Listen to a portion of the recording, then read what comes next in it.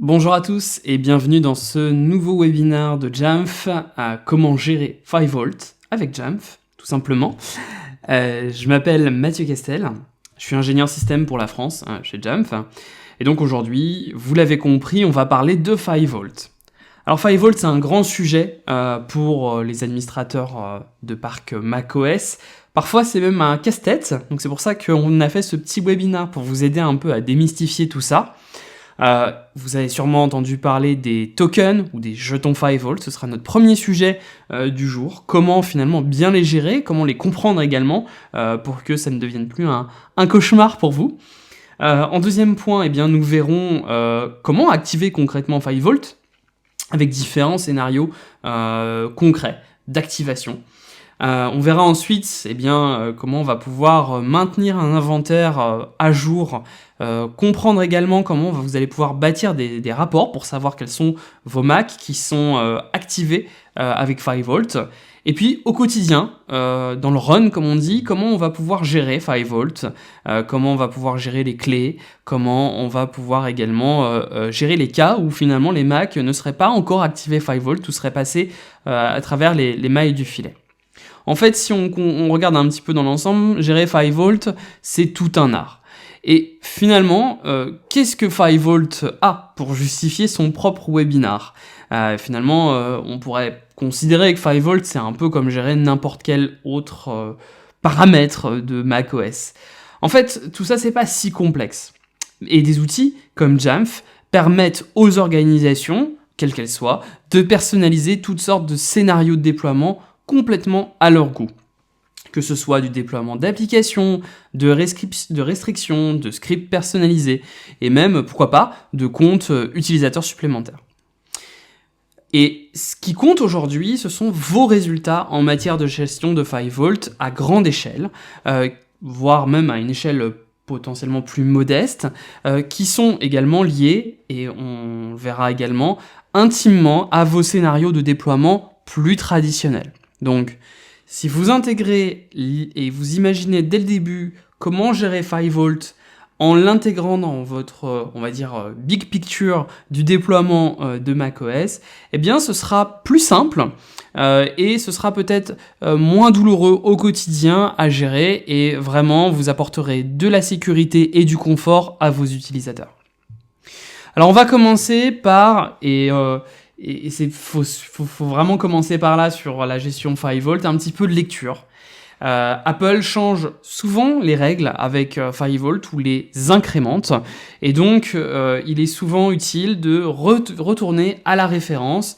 La référence clé, c'est le site d'Apple, et sur le site d'Apple, sur support.apple.com, on a une excellente documentation pour les administrateurs de parc macOS.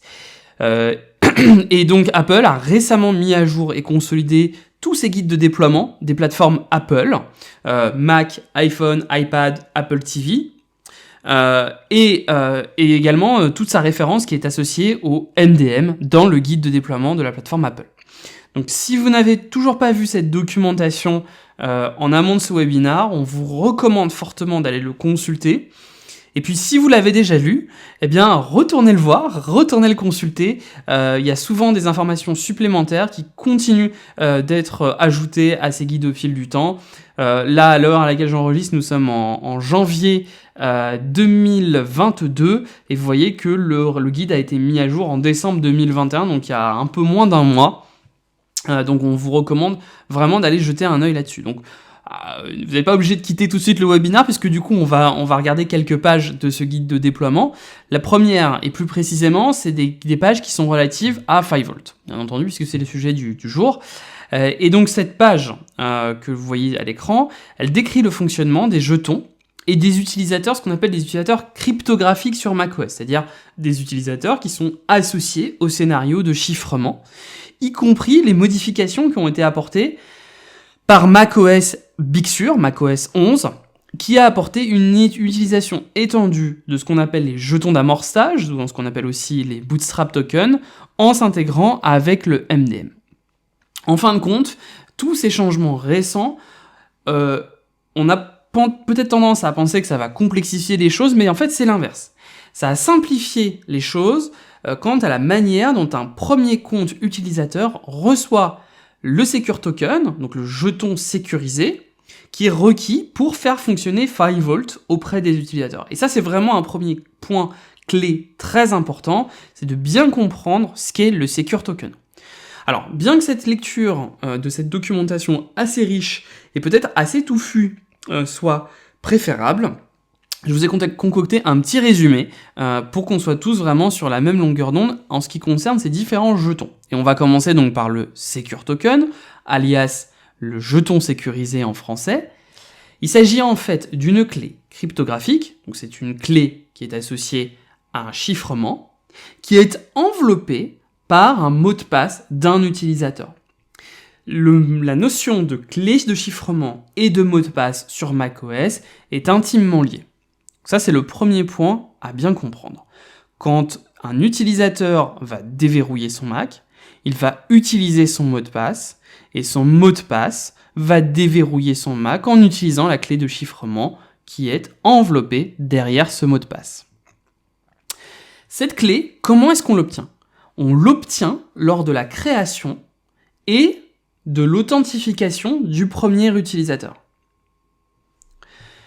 Ça, c'est aussi important à comprendre parce que cette notion de premier utilisateur, c'est un petit peu comme le premier des conquistadors, quoi. C'est lui qui reçoit la clé et qui va ensuite pouvoir offrir en héritage cette clé aux autres utilisateurs.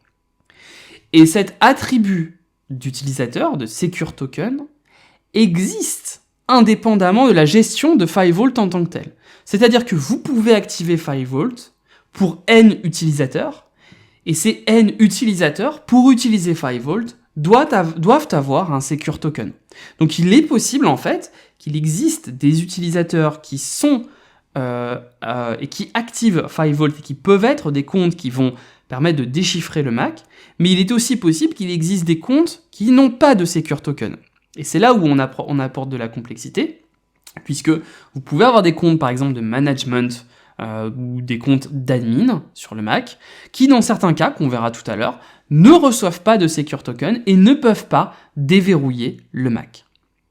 Dans les versions précédentes de macOS, il pouvait y avoir un certain nombre de scénarios de déploiement qui faisaient que macOS émettait le premier Secure Token. Dans macOS Big Sur ou plus récent, le processus de création de Secure Token est devenu beaucoup plus simple. Mais, on va le voir dans un instant, il y a des nouvelles considérations de scénarios de déploiement à connaître. Donc, ce qu'il faut retenir de cette diapositive, c'est que le Secure Token est requis pour qu'un utilisateur soit capable de gérer FiveVault et d'activer FiveVault pour ce même utilisateur. Donc je vous lis le guide d'Apple. Dans macOS, sur les volumes APFS, alors je m'arrête juste un instant sur la notion de volume APFS. APFS, c'est le file system d'Apple qui est présent sur macOS ainsi que les appareils iOS et iPadOS. Et précisément sur macOS, les clés de chiffrement sont générées lors de la création d'un utilisateur, lors de la création du mot de passe du premier utilisateur, ou durant la première ouverture de session par un utilisateur sur le Mac. En réalité, ces différents critères peuvent se cumuler, et à partir de macOS 11 ou supérieur, lors de la configuration du mot de passe initial pour le tout premier utilisateur sur le Mac, celui-ci se voit attribuer un jeton sécurisé. Donc ça, c'est la nouveauté qui est apportée par macOS Big Sur, c'est que on configure un mot de passe initial pour le premier utilisateur sur le Mac, et celui-ci reçoit un Secure Token. Alors, ce langage d'Apple est très réfléchi. Dans certains cas, ce comportement peut ne pas être celui souhaité. Donc, vous voyez, Apple apporte certaines nuances, étant donné qu'auparavant, l'attribution du premier jeton sécurisé nécessitait l'ouverture de la session du compte utilisateur. Donc, à nouveau, ce langage qu'Apple utilise est très réfléchi. Et surtout, c'est un scénario de déploiement qui ajoute de manière programmatique des comptes utilisateurs locaux supplémentaires, c'est-à-dire par le biais d'un script, par le biais d'une règle, par le biais d'un logiciel supplémentaire qui va créer un compte. Eh bien, ces règles ne vont pas créer de compte utilisateur lors de l'installation du Mac et ne vont donc pas attribuer de Secure Token. Et donc ça, c'était ce qui se passait avant macOS Big Sur, et avec macOS Big Sur et Superior, cela a été simplifié. Donc on va voir ensuite comment concrètement on peut activer 5V. Alors, bon, comme si c'était pas assez compliqué, Apple a rajouté avec macOS Catalina, donc la version 10.15 ou supérieure, un autre jeton qu'on appelle le jeton d'amorçage. Alors en anglais, on dit aussi Bootstrap Token. Ce Bootstrap Token nécessite la supervision et il est intimement lié à un fournisseur MDM. Donc par exemple, Jamf. Ce Bootstrap Token permet à un administrateur de gérer de manière plus simple l'attribution de jetons de chiffrement. Et donc ça, c'est extrêmement important puisque si vous avez un jeton d'amorçage, vous allez pouvoir simplifier votre gestion des jetons et donc l'activation de 5V.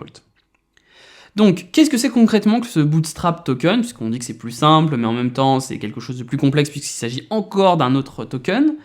En fait, c'est une clé complémentaire qui est confiée, non pas cette fois-ci à un utilisateur, mais elle est confiée à une solution MDM.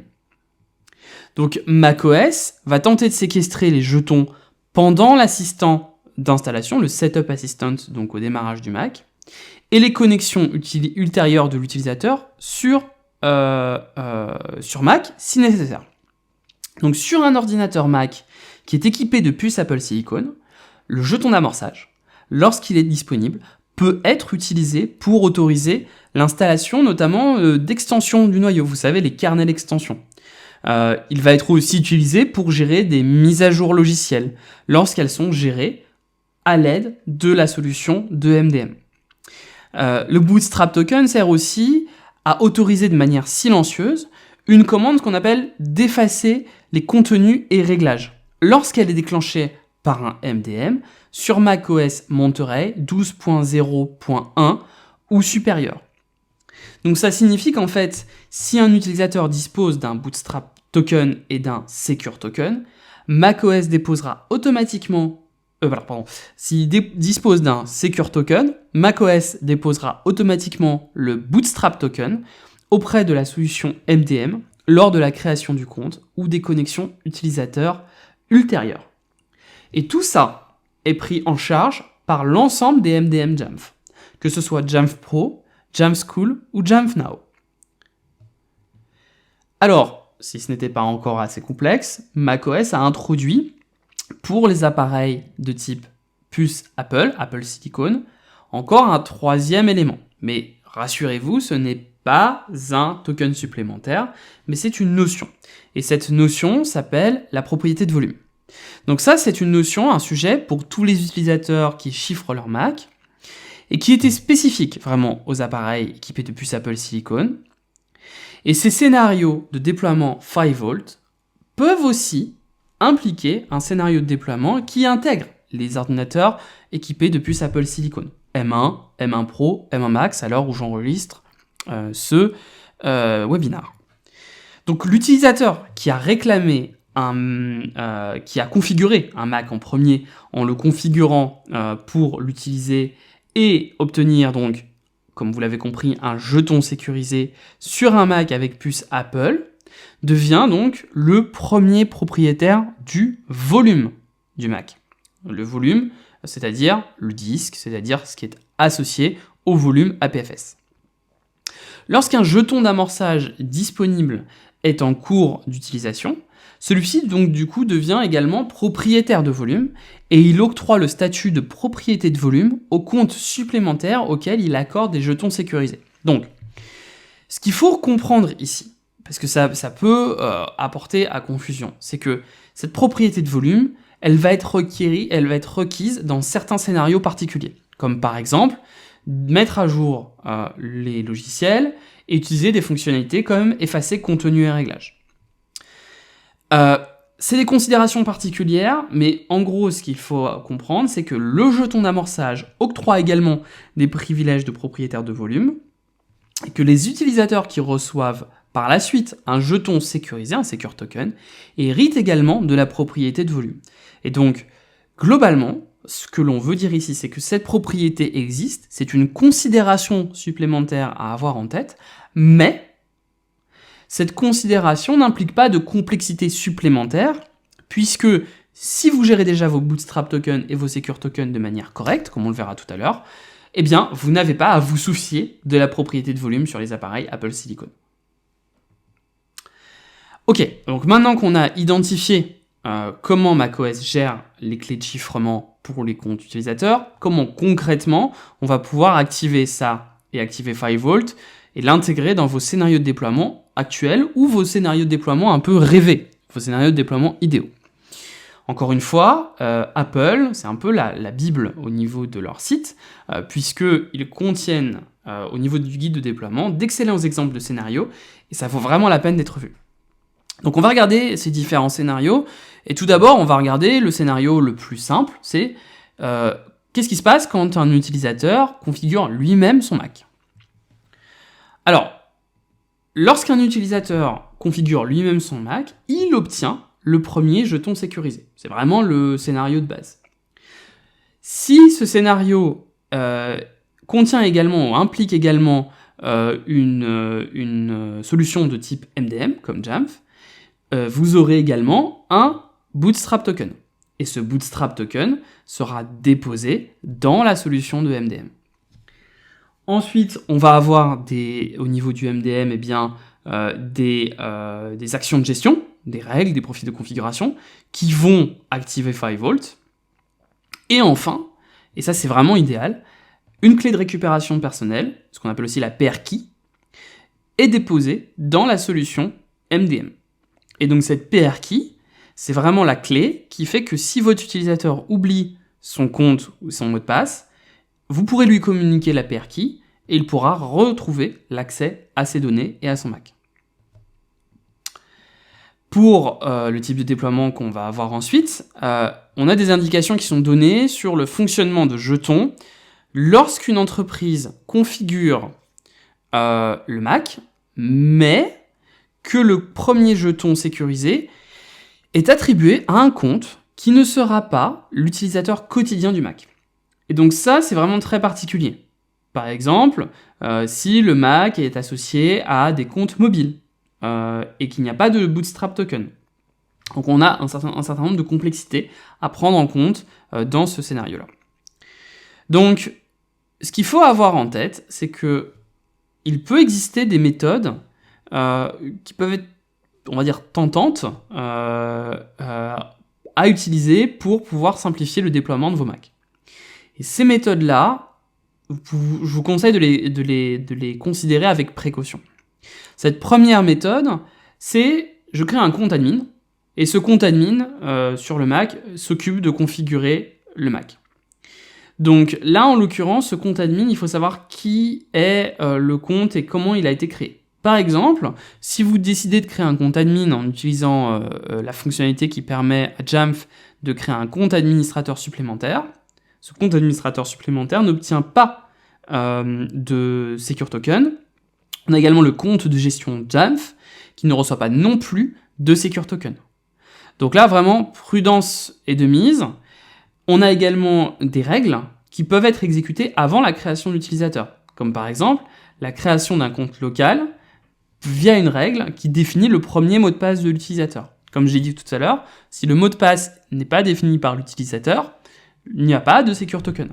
Et donc, il n'y a pas de FiveVault possible pour cet utilisateur.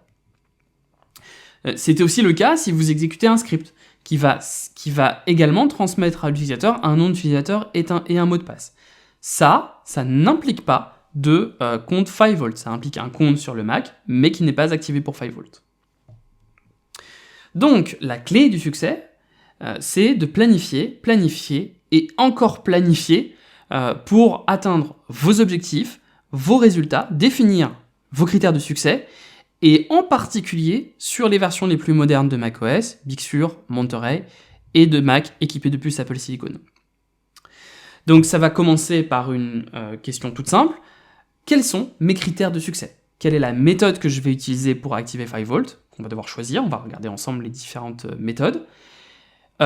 Comment valider l'activation de 5V? Comment suivre cette activation via le biais de rapport? Et comment donc gérer les clés de récupération?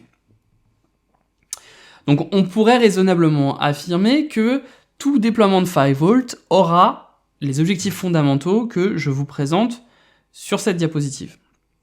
Déjà, ce que moi je peux vous conseiller, c'est que si vous utilisez un Mac dans une entreprise, il est fort possible que ce Mac manipule des données de l'entreprise et que ces données de l'entreprise doivent, en tout cas de nos jours, être chiffrées. Pourquoi? Parce qu'il est très simple d'accéder à des données d'entreprise sur des appareils macOS non chiffrés en passant par l'outil de récupération de macOS qui permet très facilement de reprendre la main sur un appareil qui n'est pas chiffré. Donc, si c'est un appareil que vous confiez à des salariés, je vous conseille d'activer 5V dès que possible. Deuxième point, on vous conseille de mettre sous séquestre une clé de récupération personnelle. Pourquoi? Parce que si l'utilisateur oublie sa clé de récupération parce que vous lui avez affiché, ou qu'il oublie son mot de passe, ce qui peut arriver, ce qui a de très grandes chances d'arriver, eh bien, vous aurez toujours une clé de secours qui sera disponible dans votre inventaire MDM. Et donc, vous pourrez toujours reprendre la main en cas d'accident. L'autre point que l'on vous conseille, c'est de renouveler la PR Key lorsqu'elle est utilisée. Cette PR Key, donc Personal Recovery Key, peut être utilisée pour réinitialiser les mots de passe, accéder au disque et accéder localement à des outils de récupération si nécessaire. Donc elle est extrêmement sensible, cette clé de récupération. Donc ce qu'on vous conseille, c'est de mettre dans vos critères de succès et d'exigence de base, ok, j'active la PR Key, mais si elle est utilisée, on va en rééditer une et on va en rajouter une à nouveau, on va en mettre à nouveau une nouvelle sous séquestre si elle n'est pas dans l'inventaire. Donc, il y a un point que je n'ai pas cité associé à 5V. J'ai parlé des PR keys, donc les clés de récupération personnelle, mais je n'ai pas parlé d'un autre type de clés qu'on appelle les clés de récupération institutionnelle. Et je l'ai fait volontairement. Pourquoi? Parce que cet utilitaire, parce que c'est plus un utilitaire qu'une clé, c'est un utilitaire qui est limité pour déverrouiller et décrypter un volume sur les Mac Intel. Il est à noter également que Apple Silicon ne dispose plus du mode disque cible, ce qui rend ces clés de récupération institutionnelle impossible à utiliser sur les Mac Apple Silicon. Et enfin, pourquoi je n'en parle pas? Parce que Apple eux-mêmes ne recommandent plus l'utilisation des clés de récupération institutionnelle. À la place, ils recommandent les PR keys qui sont beaucoup plus souples et beaucoup plus sécurisées, puisque comme je l'ai vu et je l'ai indiqué précédemment, il est possible de renouveler ces clés et il est possible à nouveau de les mettre à disposition des utilisateurs et c'est beaucoup plus souple à gérer au niveau du MDM. Alors, une autre question qu'on peut se poser, c'est faut-il ajouter un compte admin pour gérer 5V? Donc, finalement, je pourrais très bien me dire que je prépare 5V avec un compte admin, et puis si jamais un utilisateur oublie son compte, j'ai toujours le compte admin que je vais pouvoir utiliser pour réinitialiser son Mac. Alors, ça peut paraître une bonne idée, mais c'est une fausse bonne idée, comme on peut dire. Finalement, ce que vous décrivez ici comme scénario, de créer un compte admin supplémentaire rien que pour gérer 5V et avoir une clé de secours, eh bien, c'est un doublon de la clé de secours, la PR Key, qui est pensée exclusivement pour cet usage d'avoir une porte de sortie, une porte dérobée, pour pouvoir retrouver l'accès au Mac. Donc, finalement, vous créez deux portes de sortie, et finalement, pourquoi ne pas utiliser celle qui a été pensée pour, celle que Apple a designée, qui est la PR Key? Deuxièmement, c'est que ça ajoute de la complexité, et puis c'est pas une pratique sûre, parce que si votre compte admin est corrompu, eh bien, l'utilisateur pourra accéder à un Mac, voire si vous réutilisez son mot de passe sur plusieurs Macs, eh bien, à tous les Macs de la société. Et donc ça, c'est vraiment pas sûr. Et puis enfin, il existe des meilleures méthodes qui existent via macOS Monterey et Apple Silicon. Alors, cette partie-là, maintenant, devrait être la plus facile, puisque maintenant que vous avez compris l'ensemble de la partie théorique sur comment activer 5V, maintenant on va passer à la pratique. en utilisant un MDM de manière à ce qu'un utilisateur obtienne bien le couple de clés de chiffrement et de jetons Bootstrap et de jetons Secure Token. Alors on a 3 possibilités. Vous choisissez l'une d'entre elles, vous pouvez en cumuler 2. On va voir tout à l'heure qu'on peut cumuler par exemple les profils de configuration et les règles. Mais un ordinateur macOS doit bien être ciblé par au moins une méthode pour pouvoir activer 5V. Donc la première méthode sont les profils de configuration. Donc les profils de configuration, si vous les connaissez déjà, il s'agit d'une technologie qui est similaire dans tous les MDM qui sont disponibles, gérés par Jamf. Jamf Now, Jamf Pro, Jamf School. La grande méthode et le grand avantage associé au profil de configuration, c'est que c'est simple. Vous pouvez l'activer de manière universelle à l'ensemble de vos Macs. L'autre point, c'est que comme macOS comprend les profils de configuration nativement, il peut déclencher des événements de connexion ou de déconnexion pour inviter l'utilisateur à se connecter et à activer 5V. Et alors ça, c'est un avantage, mais ça peut aussi être un inconvénient, puisque du coup, votre utilisateur doit se connecter en login ou doit se déconnecter pour que 5V s'active. Et l'autre point intéressant, c'est que la clé de récupération personnelle, la PR key, sera déposée dans le MDM via le profil de configuration, mais attention, elle sera déposée dans le MDM à la prochaine mise à jour de l'inventaire. Donc si le Mac rate la prochaine mise à jour de l'inventaire, la PR key n'est pas disponible dans l'inventaire et vous n'avez pas la possibilité d'utiliser si votre utilisateur oublie assez tôt dans son scénario son mot de passe ou s'il prépare son Mac, le range dans un carton et l'oublie pendant plusieurs semaines, voire plusieurs mois et oublie son mot de passe. C'est terminé. C'est pour ça que donc il y a cette option de créer un profil de configuration 5V. C'est tout simplement l'option activer 5V et vous pouvez ensuite dire à l'utilisateur s'il va activer 5V au login ou au logout. Ensuite, vous pouvez définir si l'utilisateur doit avoir la clé de récupération. Et ce que l'on conseille de faire, c'est de faire ce qu'on appelle de l'escrow, c'est-à-dire la mise sous séquestre de la clé de récupération 5V et d'afficher cette donnée-là à l'utilisateur et de sauvegarder. C'est tout ce que vous avez à faire. Vous activez 5V, vous mettez la clé sous séquestre et macOS se charge de tout en utilisant les mécanismes MDM de Jamf. La deuxième méthode, c'est ce qu'on appelle la règle Jamf Pro. Donc les règles, si vous utilisez Jamf Pro, vous connaissez déjà le principe de la règle. C'est un événement qui se déclenche à un instant T. Et donc ça a des avantages extrêmement importants puisque ça vient compléter les profils de configuration et ça permet de personnaliser complètement l'expérience utilisateur et à quel moment 5V va être activé. Cependant, de la même manière que pour les profils de configuration, cette règle implique que l'utilisateur se connecte ou se déconnecte et donc vous allez inviter votre utilisateur à se connecter ou se déconnecter pour que 5V s'active. Mais cette règle a un avantage supplémentaire en plus des profils de configuration, c'est que cette règle est associée à une mise sous séquestre immédiate et que la clé va se retrouver dans l'inventaire immédiatement dès lors que le Mac est activé. Donc, vous avez les mêmes avantages que les profils de configuration, mais en plus de ça, vous avez la mise sous séquestre immédiate à l'activation. Et il est tout à fait possible de cumuler les règles Jamf Pro avec les profils de configuration. D'ailleurs, moi, c'est ce que je vous recommande de faire, parce que si vous n'activez pas les profils de configuration, un utilisateur pourra très bien se rendre dans les réglages de macOS et désactiver le chiffrement 5V s'il le souhaite. Donc si vous souhaitez garantir et maintenir l'activation de 5V, la règle et les profils de configuration peuvent être un couple intéressant pour maintenir ce chiffrement activé. Donc voilà concrètement comment ça marche. Je vais aller créer une règle, peut-être que vous connaissez déjà cette interface. Je mets un check-in récurrent. Et puis, je vais pouvoir ensuite définir pour l'utilisateur à quel moment cette activation 5V sera requise. Généralement, on met au prochain login et on peut même mettre un message de début et un message de fin pour expliquer à l'utilisateur que 5V va s'activer et que on l'invite à se déconnecter et se reconnecter pour que 5V puisse être activé. De la même manière, vous pouvez tout simplement créer un profil de configuration qui contient un payload 5V et qui prévient que 5V soit désactivé. Donc vous cochez la règle Prevent 5V from being disabled. Du coup, quand l'utilisateur se déconnectera, il aura cette petite fenêtre que l'administrateur requiert que vous activiez 5V, et donc, à la connexion, l'utilisateur sera invité à activer 5V. Troisième méthode.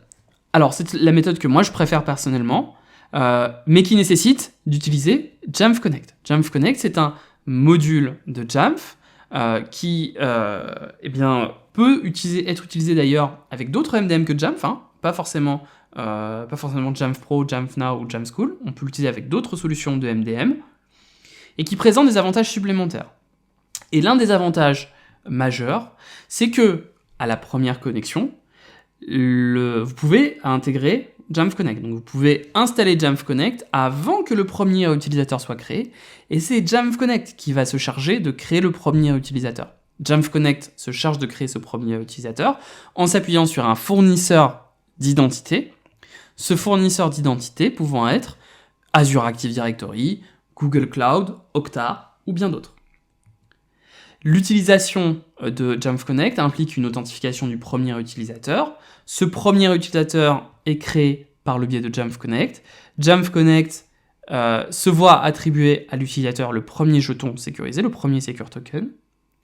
Et le gros avantage, c'est que 5V ne nécessite pas de déconnexion et de connexion supplémentaire pour s'activer si vous utilisez Jamf Connect.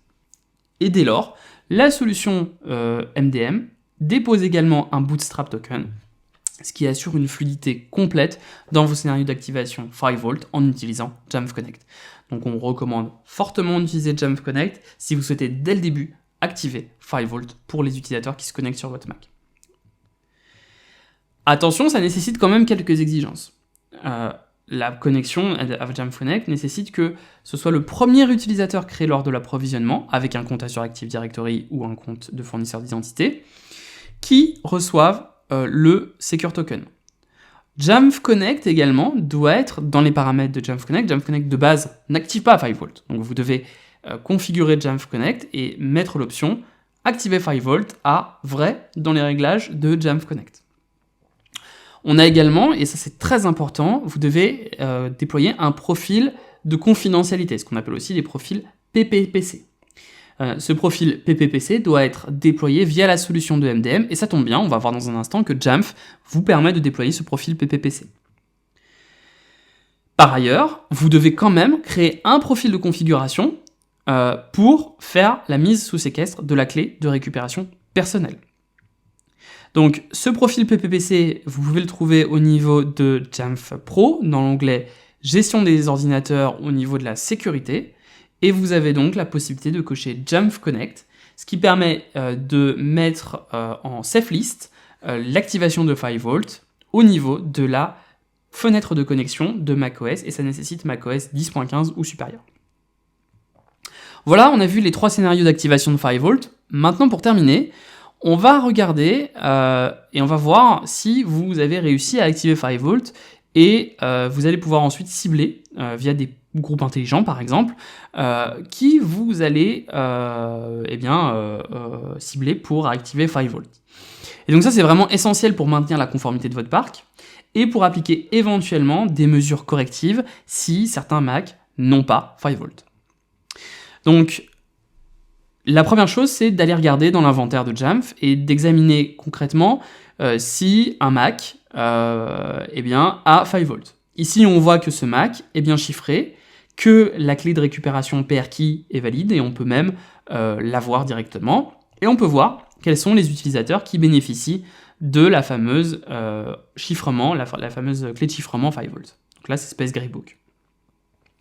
Dans cette catégorie, on a un certain nombre d'éléments qui sont disponibles, et donc on voit ici que si j'appuie sur le bouton afficher la clé, ça va m'afficher ma clé de récupération, et on voit en bas que Space Greybook est bien un utilisateur qui a 5V2 d'activé.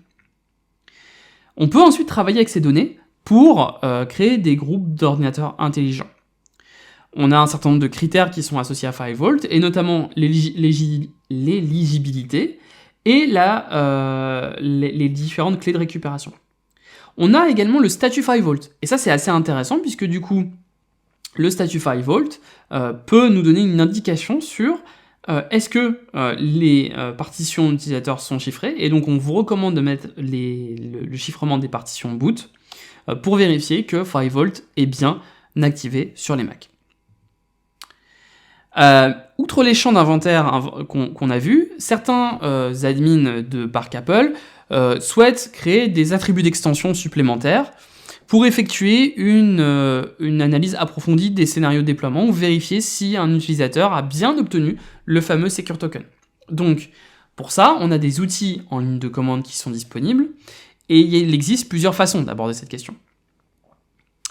Alors, l'un d'entre eux, c'est la commande sudo fde setup list-extended. Cette commande, une fois que je l'ai saisie, va nous donner des informations sur les différentes clés. Donc, est-ce qu'un utilisateur a bien un Secure Token? Est-ce qu'il a bien un Bootstrap Token? Et est-ce qu'il a bien également une clé de récupération? Donc là, on voit que pour l'utilisateur Space Greybook, il a l'ensemble de ces tokens qui sont disponibles. Et donc ça, vous pouvez le voir très facilement avec cette fameuse commande. De même, l'utilisation de la commande intégrée disque-utile permet d'afficher des utilisateurs qui sont chiffrés, mais ceux-ci ne sont identifiés finalement que par leur UID. Donc ça, c'est une différence. Vous n'allez pas voir le nom de l'utilisateur en question. Et vous pouvez également utiliser cette commande, mais attention, on vous recommande de ne pas l'utiliser parce qu'elle est beaucoup moins souple que l'autre commande qu'on a vue précédemment. On a également des commandes comme sysadminctl, et ce que vous pourrez peut-être trouver sur certains forums ou sur internet, mais on recommande de ne pas utiliser cette commande sysadminctl parce que les critères de recherche sont beaucoup trop limités, beaucoup trop étroits. Donc attention, avec ces autres commandes, disque-utile et sysadminctl, on a moins de données qui sont renvoyées par cette commande, surtout si vous souhaitez l'utiliser pour faire des attributs d'extension. Ok, alors maintenant, comment cette clé de récupération est utilisée au quotidien? Qu'est-ce qui se passe si quelqu'un est bloqué en dehors de son Mac et a besoin de le réinitialiser? Il a oublié son mot de passe par exemple, et donc c'est pour ça que la pair key est là. Et la pair key va pouvoir nous aider. Donc cette clé, lorsqu'elle est utilisée, la meilleure pratique, c'est de considérer qu'elle n'est plus sécurisée. Ça tombe bien, Jamf Pro facilite la réédition de clés. Par exemple, si un technicien de votre service d'assistance va aider l'utilisateur, il peut simplement offrir à l'utilisateur d'appuyer sur un bouton dans le self-service pour exécuter une règle qui va effectuer une rotation de la clé de secours. Et donc ce bouton remet une nouvelle clé de secours dans votre inventaire. Et ça, pour ça, c'est tout simplement une règle à créer que vous mettez dans le self-service. Cette règle va émettre une nouvelle clé de récupération de type individuel et l'intégrer dans votre inventaire. C'est tout. Et alors, qu'en est-il dans les scénarios où vous n'avez pas de PR key? Peut-être que vous avez migré depuis un MDM X ou Y et que vous avez migré vers Jamf. Et vous avez peut-être besoin d'une nouvelle clé. Ou peut-être que vous dites, finalement, si je migre vers Jamf, je vais avoir besoin de redéchiffrer tous mes Macs et les rechiffrer pour obtenir une nouvelle clé. Encore heureux, vous n'avez pas besoin de faire tout ça, vous pouvez simplement utiliser un groupe intelligent, ce qui va du coup vous permettre de cibler les Macs qui n'ont pas de clé de chiffrement valide, et ça ne nécessite pas de déchiffrement et rechiffrement de votre parc. Souvent, on le définit comme une règle permanente pour les disques du groupe intelligent, les cibles du groupe intelligent, et ce scénario, c'est une combinaison de scripts et de profils de configuration. Alors, vous dites, ok, donc il y a la possibilité de ne pas rechiffrer et déchiffrer mes Macs, mais du coup, on me parle d'un script, où est-ce que je peux trouver ce script? Ça tombe bien, Jamf vous offre sur notre GitHub un script, ce fameux script qui est à disposition librement. Vous tapez jamf.it/reissuekey et vous allez directement vous retrouver sur ce script-là sur notre GitHub. Et vous pourrez facilement exécuter ce script pour réémettre une nouvelle clé sans forcément avoir à passer par un scénario complexe. Donc avant de conclure et de passer à la phase de questions-réponses, la gestion de 5V, c'est pas si complexe. Ça inclut et ça implique des complexités qu'il faut bien avoir en tête, mais une fois qu'on a compris, eh bien, ça devient beaucoup plus simple et ça devient presque un jeu d'enfant. La clé, et je parle pas de la clé de récupération, mais cette fois-ci, la clé de votre succès, c'est de connaître et documenter votre scénario de déploiement. Vraiment documenter, si vous choisissez un scénario, que ce soit le profil de configuration, la règle ou Jamf Connect, ce qui est important, c'est de bien vous souvenir ce que vous avez fait. Parce que sinon, vous allez vous emmêler les pinceaux et vous allez retrouver avec des Macs qui seront chiffrés par des règles supplémentaires et des règles différentes, et donc vous vous retrouverez dans des difficultés supplémentaires. Et c'est là où on se retrouve dans des difficultés avec 5V. Ces différentes méthodes que j'ai évoquées, ça dépend des goûts de chacun. Je sais que certains administrateurs préfèrent utiliser juste les profils de configuration et être puristes MDM.